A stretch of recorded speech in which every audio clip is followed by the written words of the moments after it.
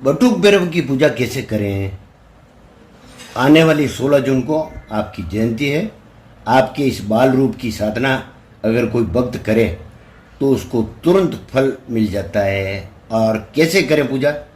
आप एक ताम्रपत्र पर बना बटुक भैरव का यंत्र लाएं, फिर उसे प्रातःकाल गोमूत्र, गोदुग्ध, पंचामृत, गंगा जल से स्नान कराएं।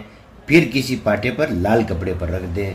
इत्र चंदनादि से लेप कर मोली बांधकर इसे धूप, दीप, नैवेद्य, खीर आदि से षोडोपचार पूजन करें और 5 मालाएं ओम बटुक भैरवाय नमः की जप लें।